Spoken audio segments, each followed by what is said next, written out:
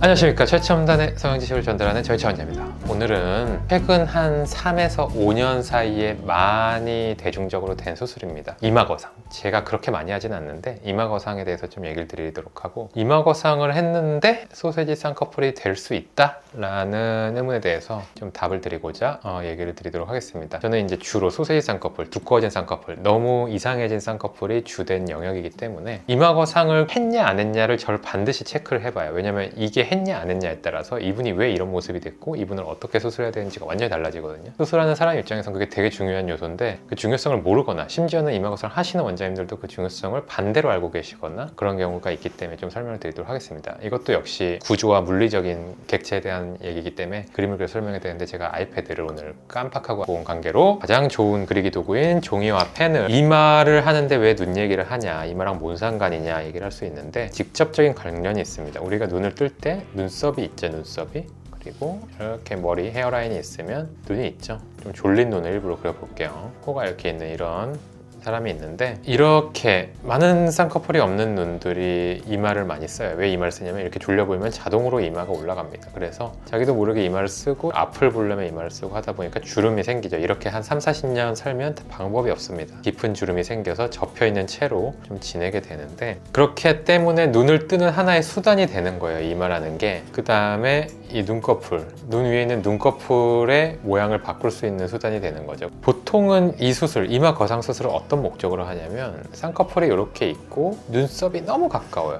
그러면 이제 눈 수술을 하기가, 뭔가 이 동네에서 하기가 너무 어려워서 이마를 이제 올려서 눈썹을 위에 가게 만들어서 쌍꺼풀이 조금 더 보이고 전체적으로 좀 시원한 인상이 가게 돼요. 이런 경우에는 이제 하면은 굉장히 좋습니다. 좋은데, 이건 결국 그러니까 본질적으로 어떤 기능이 우선되냐면 쌍꺼풀이 높아지는 수술이 되는 거예요. 쌍꺼풀이 높아지고 요 비율이 이뻐지는 수술인 거죠, 정확히 말하면. 근데 모든 쌍꺼풀이 높아지는 수술은 소세지가 될 위험이 있다. 너무 키가 커지면 키다리가 될 수 있다. 뭐 이런 거랑 마찬가지. 너무 밥을 많이 먹으면 뚱뚱보가 될 수 있다. 뭐 약간 이런 거랑 마찬가지죠. 그래서 모든 쌍꺼풀이 높아지는 수술은 소세지가 될 위험이 있다. 수술 잘하면 되죠. 수술 잘하면 되고, 적당히 해야 되고, 너무 많이 하면 안 되고, 이미 소세지 쌍꺼풀 느낌이 있으면 빨간불 삐용삐용 울리면서 이제 이마거상 이거 하셔야 될까요? 이렇게 될 것 같은데 얘기를 하셔야겠죠. 충분히 수술 전에 그 점을 파악하고 이 점을 이제 명심을 하고 수술해야 되는데, 어쨌든 최근에 이제 이마거상하고 소세지 쌍꺼풀이 돼서 뭔가 이마거상을 했는데 그 다음부터 쌍꺼풀이 졸려 보이고, 눈이 오히려 졸려 보이고, 쌍꺼풀이 좀 뚱뚱해 보이고, 눈 위가 막 꺼져서 겹주름이 보이고, 이런 현상들이 많이 일어나요 라고 얘기를 하시는 거죠. 왜 그렇게 됐냐? 당연히 높아지다가 조금 과도하게 된 건데, 이게 구조적으로 얘기를 하면 쌍꺼풀이라는 건 요 그림을 제 블로그나 이제 유튜브를 보신 분은 많이 이해할 겁니다. 눈알 있고 쌍꺼풀이 여기 접히는 거죠. 그 다음에 그 위에 피부가 이렇게 접혀줘서 그 위에 피부가 내려와 주는 게 되게 중요한데, 이마거상을 했다라는 건 그 내려가는 피부를 쫙 당겨주겠다라는 거죠. 얘가 쫙 당겨줘서 쌍꺼풀이 더 두껍게 보이게 만들다는 건데, 그러다가 소세지가 될 수도 있는 거죠. 이게